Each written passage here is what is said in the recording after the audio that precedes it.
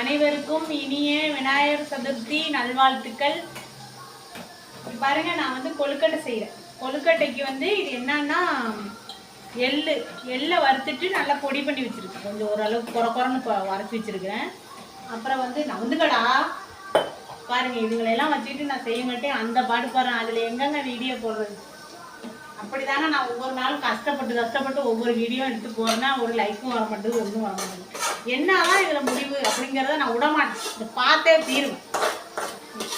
இங்கே பாருங்க, இதை வந்து நல்லா வதக்கிட்டு பொன்னிறமாக வறுத்து வதக்கி வச்சிருக்கிறேன். 2 கொழுக்கட்டை செய்யலான் இருக்கேன். வந்து எதே இந்த பாப்பா இப்போ வந்து பாவு காய்ச்சாச்சு.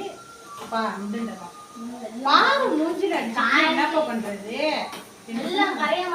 கரையுங்க. நீ ஒன்றும் செய்ய வேணாம், மேலே ஊற்றிட்டு நான் வெறும் ஆஸ்பத்திரிக்கு ஓடுற மாதிரி பண்ணிடாதீங்க. இந்த வேலையெல்லாம் வச்சுக்காதீங்க. இங்கே போய் எட்ட போயிங்க. வீடியோ ஓடிட்டு இருக்கோம். இப்போ ஒன்றும் பிடிக்காம இல்லை.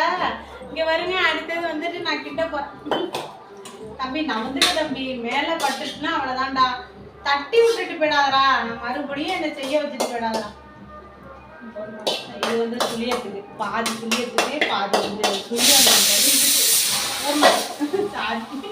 எல்லாம் மறந்து கரண்டி எடுறான். இன்னும் கரண்டி குழி கரண்டியாவா கொண்டாடா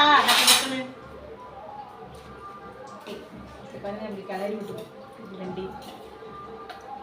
இது வந்து எள்ளும் தேங்காவையும் கொஞ்சமா திட்டமா பாவு ஊற்றி இப்படி கிண்ட வேண்டியது.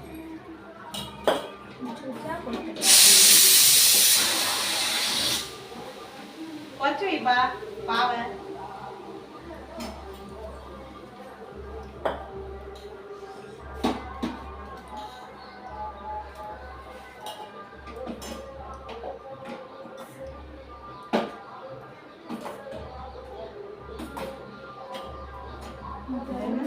அப்படியே கொஞ்சம் வேண்டியது.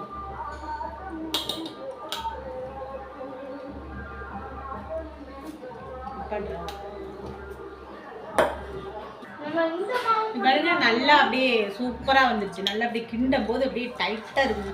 நல்லா அப்படி அந்த மாதிரி கிண்டி வச்சுக்கணும். இதை வந்து இனிமே வந்து மாவு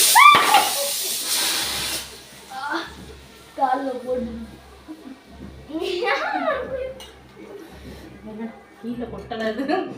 சரி நிறுத்து.